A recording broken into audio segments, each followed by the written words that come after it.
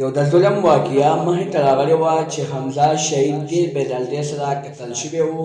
نن د حمزه شهید د پلار یو نوی بیان راغلی دی. د قاتلانو په باره کې ټول حقیقت راښکاره کړی دی. دوستانو که چېرې تاسو د دې پوره معلومات باره کې ځان خبرول غواړئ که اوسه پورې چا زموږ د چینل مخه نه وي سبسکرایب کړې خو موږ سره زموږ د چینل مخه سبسکرایب کړئ تر نشان څخه مخه ووهئ چې زموږ هر یوه نوې معلوماتي ویډیو تاسو ته په اسانۍ سره میلاویږي. حمزه د ضلع چارسلي د عمرزو سره تعلق ساتو. د ده په عمرزو بازار کې یو د کپړو ورکوټیشن دوکان و. نو څه بدماشان راغلل د ده نه یې قلم غوښتو خو ده وله قلم نه ورکولو. د قلم نه ورکولو په وجه باندې حمزه شهید ډېر بېدلتۍ سره قتل شو. دوستانو د حمزه شهید نه سپینه ګناه نه ټوله ګناه خو بیا هم ډېر بېدلتۍ سره قتل شو.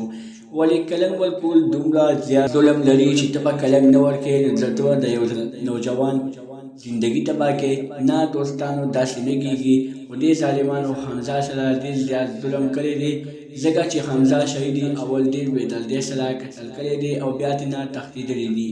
په دغه واقعه کې ویلی کېږي چې دغه د بازار خلکو هم د حمزه شهید په قتل کیس کې لاس و ځکه چې کله د موټرسایکل والا کسان راځي حمزه شهید باندې فایرینګ کوي او بیا تښتي او بیا په دغه غټ بازار کې تښتي. د بازار والا ړانده و بازار والا به په دغه وخت کې راوتي و دوی ته به یې لاره بنده کړې وه خو نه دغه وخت کې دوی څه داسې کار ونه کړو چې د حمزه شهید ته پکې انصاف میلاو شوی و. خو دوستانو اوس یې پلار ډېر جاري و وایي ما ته د انصاف میلاو شي. نن د حمزه شهید څلورمه پنځمه ورځ ده چې چا ډېر بېدلتۍ سره قتل شوی دی. اوسه پورې څه قاتلان نه دي ګرفتار شوي. دوستانو د حمزه شهید پلار ډېر جاري وایي ما ته د انصاف میلاو شي.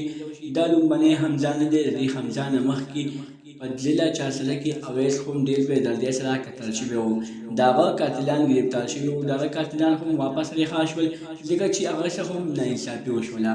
نو حمزه سره څنګه انصاف وشي. دوستانو دا وه زموږ نننۍ ویډیو. که زموږ دا ویډیو خوښه شوې وي زموږ د چینل مخه سبسکرایب کړئ تر نشان څخه مخه ووهئ چې زموږ هر یوه نوې معلوماتي ویډیو تاسو ته په اسانۍ سره میلاویږي. والسلام.